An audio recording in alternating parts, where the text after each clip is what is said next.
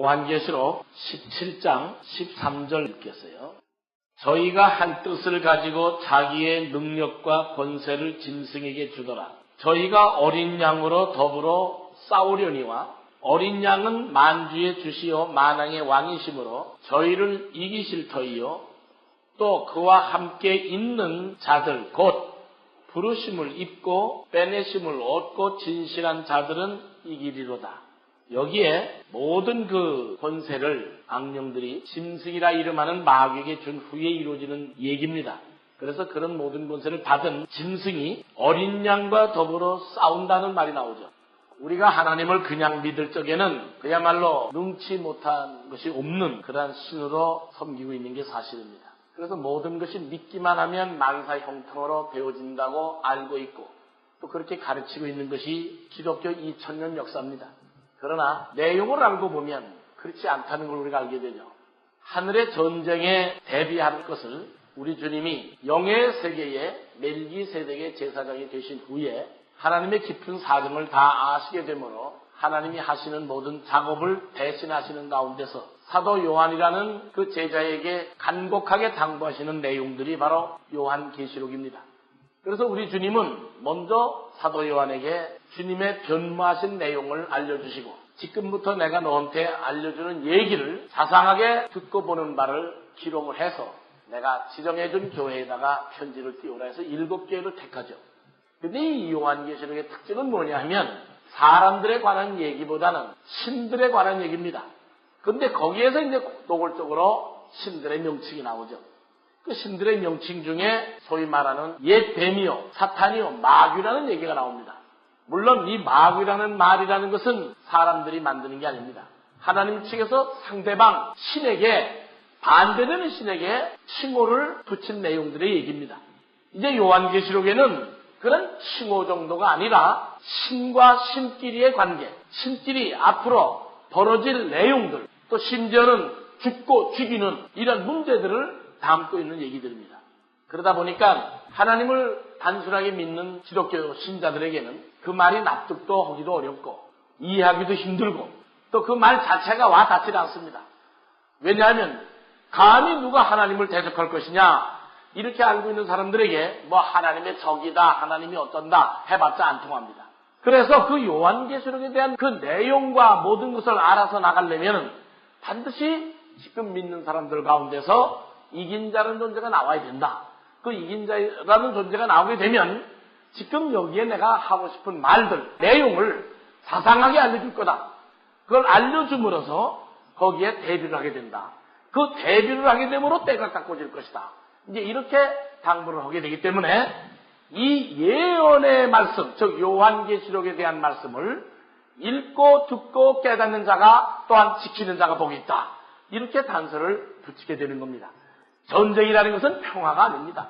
죽느냐 아니면 죽이느냐. 내가 상대를 죽이지 못하면 내가 죽는 겁니다. 전쟁이라는 건. 전쟁은 둘 중에 하나가 깨져야 평화가 옵니다. 둘이 존재하고 있는 한은 절대 평화가 없습니다. 조금 전에 제가 여러분들한테 읽어드렸어요. 짐승이라고 말하는 이름을 갖고 있는 악령에게 소위 최고의 마귀 괴수가 권세를 낮춘다고 했습니다. 그 권세를 최고 괴수에게 맡은 마귀의 이름을 요한계시록에는 짐승이라고 묘사를 했어요. 그 이유는 바로 짐승과 같은 모습으로 보여줬기 때문에 그래요. 짐승이다. 이건 비유입니다. 근데 이런 그 짐승이 모든 권세를 다 맡아가지고 누구하고 전쟁을 하냐면 어린 양하고 전쟁을 한다고 기록이 되어 있습니다.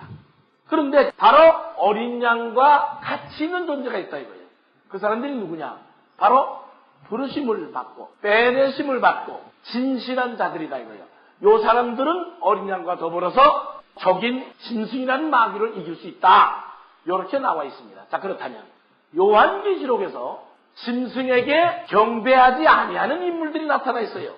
창세 이후로 누구의 생명책에 농명된 자? 어린 양의 생명책에 농명된 자들만큼은 짐승에게 지지 않는다 이거예요. 그렇다면 어린 양과 더불어 짐승과 싸워서 지지 않는 사람이 부르심을 받고 빼내심을 받고 진실한 자들이라고 했으니 이 진실한 자들은 누구의 생명책에 기록된 자들이에요?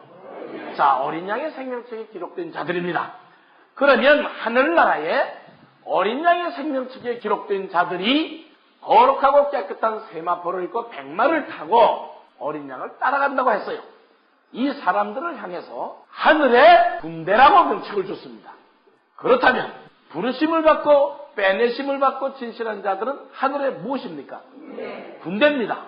그렇다면 요한계시록 얘기대로 앞으로 영의 세계가 펼쳐질 때는 반드시 전쟁이 있다는 얘기입니다. 그 전쟁은 사람들이 하는 전쟁이 아니에요. 누가 하는 거냐? 바로 신끼리 하는 전쟁입니다. 이 땅에 계실 때 주님은 사람이었지만 이제 여기서 나타나는 어린 양은 사람이 아닙니다. 신입니다. 이 신에게 짐승이라는 신이 도전을 해요.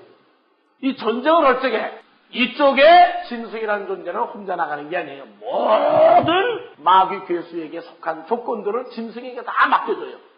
그러니까 엄청난 겁니다, 세력이. 이 짐승이 하나님께로부터 최고의 권세를 다 가지고 계신 전권을 쥐고 있는 어린 양과 전쟁을 해요. 자, 이때 어린 양이라는 존재가 데리고 나오는 멤버들이 있어요. 이 멤버들이 아까 얘기한 대로 부르심을 입고 빼내심을 받고 진실한 자들이에요. 이 사람들은 하늘에 뭐라고 그랬어요? 군대요? 무슨 옷을 입어요? 빛나고 깨끗한 세마포를 입는데 이 세마포 입은 사람들은 어린 양과 더불어서 결국은 누구하고 대치를 해야 돼요? 마귀인 짐승하고 대치를 한다 이거야. 이렇게 대치를 해야 되는데 이 대치하는 사람들이 짐승에게 지는 사람들이라면 그거 전쟁에 되려나갈 필요 있어요? 없어요? 필요 없죠. 그래서 이 사람들만큼은 짐승에게 경배를 해야 돼요? 안 해야 돼요?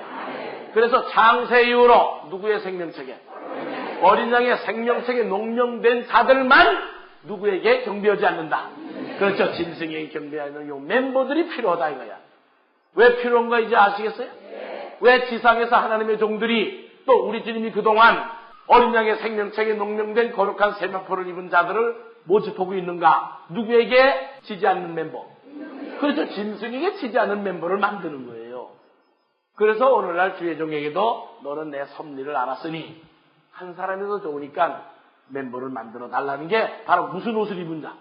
그렇죠. 그걸 만드는 역사예요. 그러면 그 멤버들이 만들어지면은 그 멤버들은 짐승의 권세에 굴복을 안 해. 다 옥조 창상들이 굴복하는데 그 멤버들만큼은 굴복을 안 해. 이런 멤버가 만들어지면 하나님의 측에 여건은 불리해져요. 유리해져요. 유리해지니 그 멤버를 만들어내는 작업 자체를 그 시대의 마귀인 음녀라는 이름을 갖고 있는 마귀는 그걸 만들어내는 존재를 가만둬요. 가로막을 거예요. 가로막으니까 지금 시대는 그걸 만드는 존재하고 만들지 못하는 음녀라는 이름의 존재하고 싸우는 시대예요. 지금 시대는. 그런데 오는 영의 세계에서의 시대에는 짐승이라는 존재하고 누구? 하나님 측에 누구예요? 어린 양이라는 존재하고 붙는 거예요. 전쟁이.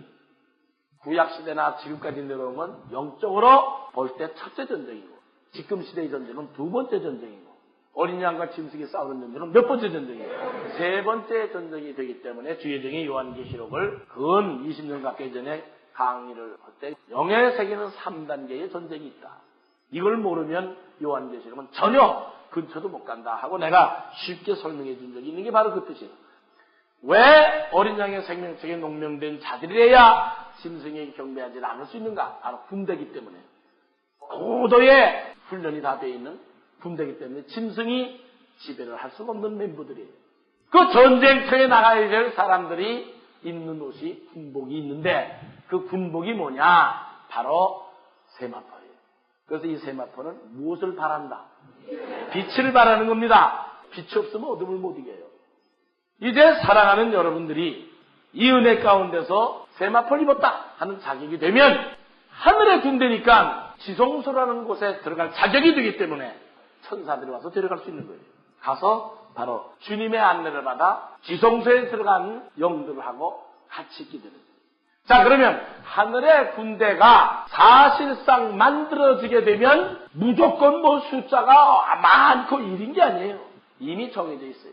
옛날 이스라엘 민족이 형성될 적에 야곱의 12 아들이 지파가 돼서 그 지파에서 족속들이 퍼져가지고 이스라엘 나라가 형성되듯이 영의 세계에서도 그와 비슷하게 한 지파에 1만 2천 병씩 14만 4천 명이라는 그런 숫자가 형성된다.